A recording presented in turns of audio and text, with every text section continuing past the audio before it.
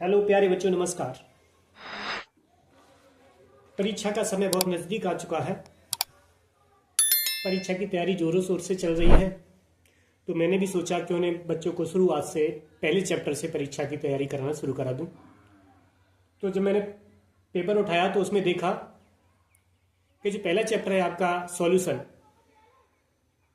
हिंदी में जिसे विलयन कहते हैं, उसमें से क्या क्या प्रश्न आए हैं। लगभग 7 नंबर का दिया होता तो 7 ही नंबर का आया है। मैंने पेपर देख लिए। ये वर्ष 2023 का पेपर है। इसमें एक प्रश्न ये दिया हुआ है, पहले चैप्टर से ही है, और एक प्रश्न ये दिया हुआ है, ये भी पहले चैप्टर से है, और एक प्रश्न ये दिया हुआ है, ये 2 नंबर का है, और ये आपका 4 नंबर का है, और ये आपका 1 नंबर का है। अर्थात 2 और 4 6 हो गए, 6 और 1 7 हो गए। 7 नंबर का पूछा गया है पहले चैप्टर से। और ये पेपर आपका 2020 का है। इसमें भी प्रश्न पूछा गया है। तो आ जाइए, मैं शुरू कर देता हूं। पहला प्रश्न क्या पूछा गया है, लिखा है, प्रश्न पहला है और इसका खंड घ है, जो 2022 से लिया गया है। इसमें लिखा है कि 180 ग्राम जल में कितने मोल होते हैं। मोलों की संख्या पूछी जा रही है, और यही प्रश्न बदला नहीं गया। पहले चैप्टर से जो पहला प्रश्न है वो बदला नहीं गया, वही प्रश्न 2023 में पूछ लिया है। वही कहा गया है, ये प्रश्न नंबर 1 है और इसका खंड ख है। इसमें भी यही कहा गया है कि 180 ग्राम जल में मोलों की संख्या क्या है। देखिए कितनी अच्छी बात है कि एक ही प्रश्न को पूछा गया है। हो सकता है इस वर्ष भी ये प्रश्न आ सकता है। इसके विकल्प दिए गए हैं 1 मोल, 18 मोल, 10 मोल और 100 मोल। वैसे तो इसको याद करोगे आप, पर याद मत करिएगा। ऐसा हो कि हम मोलों की संख्या ज्ञात करना सीख जाए, ये मोलों की संख्या, तो कैसा रहेगा। तो आपको मोलों की संख्या ज्ञात करना सीख लीजिए।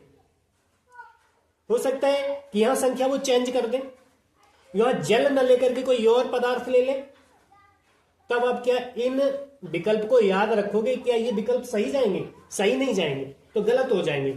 तो सबसे अच्छी बात यही है कि इनको सॉल्व करना सीख लें, और हम सॉल्व कर दें और विकल्प को ढूंढ लें। तो सॉल्व किस तरीके से, तो लिखेंगे हल।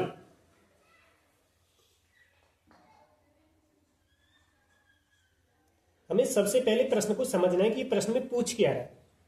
हम देख रहे हैं कि प्रश्न में कितने मोल होते हैं, मोल की संख्या पूछ रहा है। इसमें भी मोलों की संख्या ज्ञात कीजिए। तो हमें पदार्थ के मोलों की संख्या किस प्रकार से निकालते हैं ये पता होना चाहिए। तो इसका एक सूत्र होता है, मोल बराबर पदार्थ का भार। किस पदार्थ का भार? जिस पदार्थ के मोलों की संख्या ज्ञात कर रहे हैं। जैसे कि इसमें किस पदार्थ के मोलों की संख्या ज्ञात कर रहे हैं? जल की। दोनों में जल दिया हुआ है, तो जल का भार, जल का भार आपके पास है 180 ग्राम, बट्टे नीचे लिखा जाता है पदार्थ का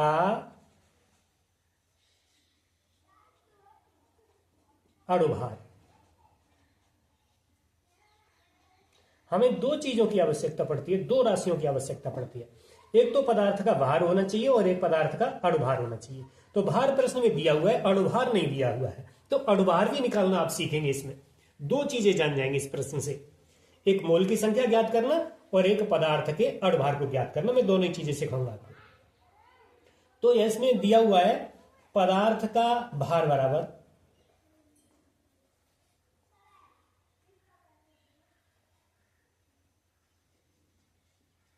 भार क्या है? 180 ग्राम।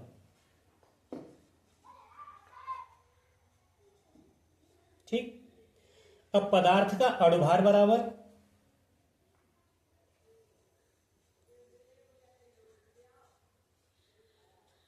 वो है नहीं है, ये आपको ज्ञात करना पड़ेगा।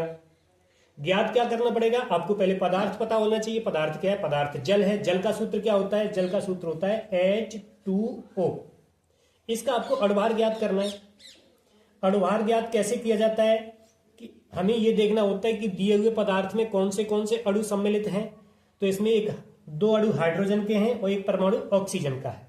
इनके परमाणु भार को इकट्ठा कर लिया जाता है, जोड़ दिया जाता है, तो वो उस पूरे पदार्थ का अणुभार कहा जाता है। जैसे कि हाइड्रोजन का अणुभार कितना होगा, तो हाइड्रोजन के अणु का भार होता है 1, और यहां पर 2 हाइड्रोजन को प्रयोग किया गया है, तो हम कोष्टक के बाहर 2 लिख देंगे, प्लस लगाएंगे। ऑक्सीजन का अणुभार होता है 16, ये आपको पीरियोडिक टेबल में मिलेगा, कि ये जो मैंने अणुभार लिखे हैं ये आपको पीरियोडिक टेबल में मिलेंगे, जिनको याद कर लेना। मैं आपको पूरी पीरियोडिक टेबल में तो 118 तत्व होते हैं, आप पूरे को याद नहीं कर पाएंगे, कुछ एक में 4, 6, 10 ऐसे बता दूंगा जिनको आप याद कर लेना। मैं ही लिख दूंगा इस पे अभी थोड़ी देर में, तो उनको आप याद कर लेना, जिससे आप आवश्यक पदार्थों के अणुभार याद करना सीख जाएंगे। तो इसका हम अणुभार निकाल रहे हैं। अब इनको क्या करेंगे कि जोड़ लेंगे। तो देखिए 1 का 2 से गुणा करेंगे तो 2 हो जाएगा, प्लस या 16 है ही, बराबर हमारा कितना हो जाएगा 18। अतः हम कहेंगे कि जल का अणुभार कितना होता है 18, तो हम यहाँ पे क्या लिख दें 18। ये कैलकुलेशन हमें अलग कर लेनी होती है, ठीक है। चलो ठीक है, हमने यहीं पे कर रखी है। अब हमें यही सूत्र लगाना है, मोल बराबर पदार्थ का भार 180 बट्टे अणुभार 18। अब 18 का भाग हमें 180 में देना है। आपको पता है 10 बार जा रहा है, कितने बार 18 एकन 18 और 1 0 आ गई, तो कितने मोलों की संख्या होगी 10। आपके विकल्प दिए गए हैं, पहला विकल्प है 1 मोल, दूसरा विकल्प है 18 मोल, तीसरा विकल्प है 10 मोल और चौथा विकल्प है 100 मोल। इसी प्रकार से दिया गया है आपके पेपर में, पहले ये वाला है, दूसरा ये वाला है, तीसरा ये वाला है, दोनों प्रश्नों के उत्तर इसी तरीके से दिए गए। आपको इसमें से चुनना है कौन सा 10 वाला, ये आपका उत्तर सही। तो चलिए इसी के साथ साथ मैं आपको इस वाली चीज का रिवीजन करा देता हूं। इन प्रश्नों जैसा एक प्रश्न में और लेता हूं आपके लिए, ताकि आप इस चीज को सीख सकें। प्रश्न कभी भी याद नहीं किया जाता, उसको सीखा जाता है। न्यूमेरिकल सीखे जाते हैं, याद की हुई चीज दिमाग से बाहर निकल जाती है, लेकिन सीखी हुई चीज कभी दिमाग से बाहर नहीं निकलती है, लाइफ टाइम तक काम करती है। जैसे कि इसी प्रकार का एक हमने प्रश्न लिया है कि 280 ग्राम हमने ले लिया नमक, इसमें क्या था जल, हमने इसमें क्या ले लिया नमक, में मोलों की संख्या क्या है।